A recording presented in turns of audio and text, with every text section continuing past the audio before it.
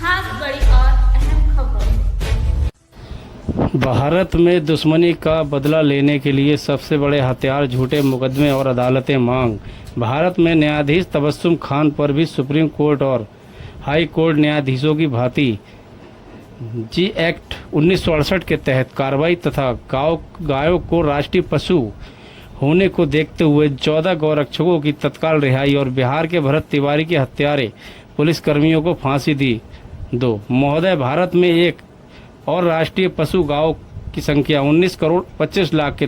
तकरीबन है। वहीं गौरक्षकों की संख्या पुलिस थानों और न्यायालयों में झूठे मुकदमों लगने के कारण शून्य होती जा रही है, जिसका जीता जागता उदाहरण मध्य प्रदेश में नर्मदापुरम होशंगाबाद जिले की सिवनी मालवा अदालत में अतिरिक्त जिला सत्र न्यायाधीश तबस्सुम खान द्वारा 14 जून सन 2026 को एक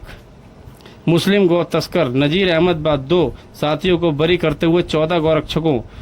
को आजीवन कारावास की सजा देने वाले ऐतिहासिक फैसलों को देखकर लगाया जा रहा सकता है। बताते चलें, मध्य प्रदेश की इस अदालत में यह ऐतिहासिक फैसला घटना 3 अगस्त सन 2022 को गौ तस्करी के शक में नजीर अहमद और उसके 2 साथियों के साथ भीड़ में बेरहमी से मारपीट होने व नजीर अहमद की इस घटना में मौत होने के देखते हुए 14 जून सन 2026 को 14 गौरक्षकों भारतीय दंड संहिता के तहत दोषी करार देते हुए उन्हें उम्र कैद की सजा सुनाई गई। इस निर्णय को न्यायाधीश तबस्सुम खान और घटना में मृतक नजीर अहमद मुस्लिम समुदाय का होना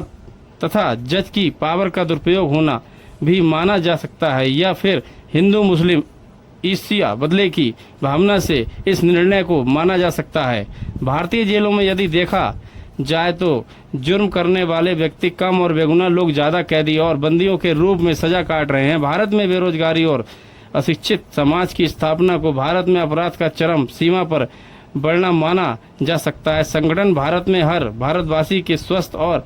उज्जवल भविष्य की कामना के साथ भारत को अपराध मुक्त बनाने के लिए संघर्ष लगातार अपराध रोकने के लिए सुझाव मांग पत्र द्वारा घोषित कर रहा है। संगठन भारत के महामहिम राष्ट्रपति महोदय से मांग करता है कि मध्य प्रदेश की सत्र न्यायाधीश तबस्सुम खान के विरुद्ध तत्काल सुप्रीम और हाई कोर्ट के न्यायाधीश की भांति न्यायाधीश जांच अधिनियम 1968, जज इंक्वायरी एक्ट 1968 के तहत अथवा रजिस्ट्रार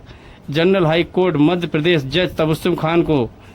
निलंबन एवं बर्खास्त करने की कानूनी कार्रवाई करते हुए बेगुनाह 14 गौरक्षकों को तत्काल रिहाई दी जाए। यदि ऐसा नहीं होता तो भारत में गौरक्षकों का मनोबल टूटेगा और इस प्रकार पुलिस थानों और न्यायालय में गौरक्षकों के विरुद्ध झूठे मुकदमे लगने के कारण भविष्य में गांव की तस्करी और गौकशी की घटना बढ़ सकती है। इस घटना इतनी ही नहीं, भारत की न्यायपालिका दुश्मनी का बदला लेने के लिए हथियार के रूप में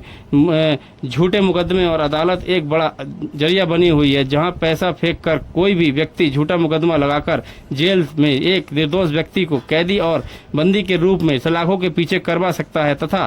पैसा फेंक कर एनकाउंटर जैसी घटनाओं को अंजाम दिला सकता है, जिसका एक बड़ा उदाहरण बिहार में समाज सेवी भारत तिवारी को सीएम सम्राट की पुलिस द्वारा सरेआम एनकाउंटर कर हत्या करवा दी गई। इसके लिए जिन पुलिसकर्मियों को द्वारा भारत तिवारी की हत्या की गई, संगठन उन पुलिसकर्मियों को तत्काल फांसी दिए जाने की दंडात्मक कार्रवाई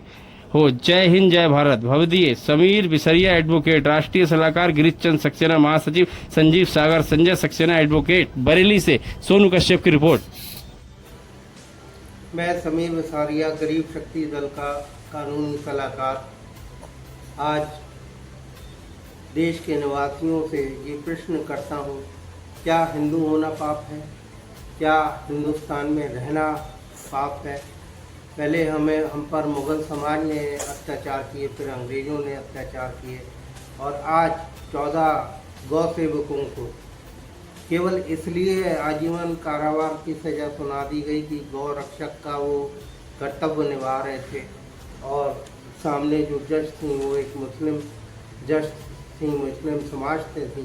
और उन्होंने दुश्मनी इस तरीके से निकाल कर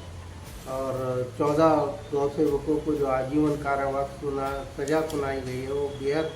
निंदनीय है। मैं उसका कड़ा विरोध करता हूँ और मैं महामहिम राष्ट्रपति और प्रधानमंत्री और सुप्रीम कोर्ट जनरल से अपील करता हूं कि ऐसे फैसलों पर तुरंत कार्रवाई करके रोक लगानी चाहिए और उनकी विवेचना होनी चाहिए और इस प्रकार के न्यायाधीशों को भी जांचा जाना चाहिए कि वो एक मानसिकता के तहत इस तरीके के फैसले कैसे दे सकते हैं। जय हिंद, जय भारत।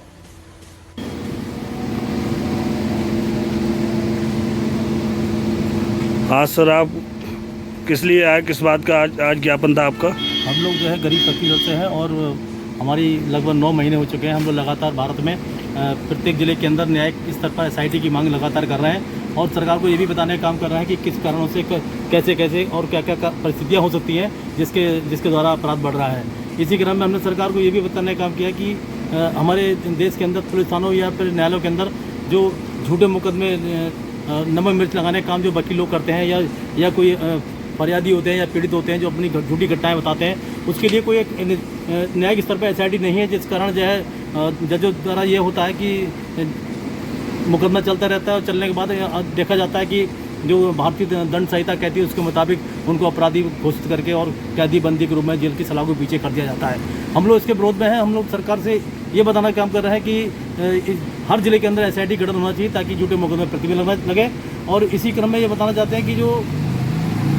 अभी हाल ही में जो मध्य प्रदेश में एक जो घटना हुई है जो 2022 में हुई थी, 14 तारीख थी और 2022 में घटना हुई थी कि एक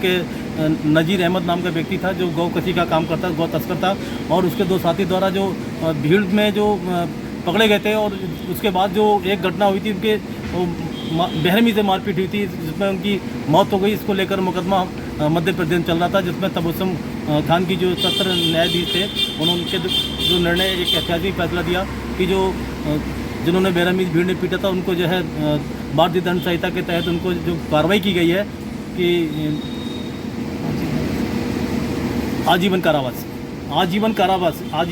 जो उनको दिया गया है। जो भीड़ के अंदर जो पब्लिक थी जिनमें 14 गौ रक्षक थे जिनको जो है बेरहमी से उनके द्वारा मारपीट की गई थी, जिनको जो है भारतीय दंड संहिता के तहत आजीवन कारावास सजा सुनाई गई है, जिसका हम लोग विरोध करते हैं। और हम ये कहना चाहते हैं सरकार से कि उनकी तत्काल रिहाई होनी चाहिए क्योंकि भारत के अंदर एक सिस्टम हमारा बेहद बिगड़ा हुआ है कि न्यायिक स्तर पर SIT गठन नहीं है, जिसकी पारदर्शिता के लिए किसी प्रकार की कोई सत्य जांच नहीं होती है। पुलिस के द्वारा जो रिपोर्ट बना दी जाती है उसी पर जो है निर्णय सुना दिया जाता है। हम लोग उसका विरोध कर रहे हैं, हम लोग SIT की मांग कर रहे हैं और हम ये चाहते हैं जो एक समाज सेवी जो बिहार के अंदर जो एक बड़ा एक पुलिस ने एक घटनाक्रम को अंजाम दिया है जिसका नाम जो है भरत तिवारी था, जिसको पुलिस द्वारा इनकाउंटर किया गया। ऐसे अगर समाज सेवी इस प्रकार मरते रहेंगे तो आगे देश को कौन संभालेगा। इसी क्रम में हमें बताना है कि जो पुलिस वालों ने जो उनके बेरहमी से जो एनकाउंटर किया है उन पुलिस वालों के खिलाफ भी एक बड़ी कार्रवाई होनी चाहिए और कार्रवाई होकर उनको भी जेल की सलाह के पीछे होना चाहिए या फिर उनको भी फांसी होनी चाहिए। यह हमारे गरीब क्षेत्र की मांग है, यही हमारे क्षेत्र में आ रहा है। जय हिंद, जय भारत। वक्त हो गया एक छोटे से ब्रेक का। ब्रेक के बाद फिर से हाजिर होंगे ऐसी तमाम बड़ी खबरों के साथ। तब तक के लिए नमस्कार। हर खबर की अपडेट पाने के लिए आप हमारे चैनल को सब्सक्राइब करें। धन्यवाद।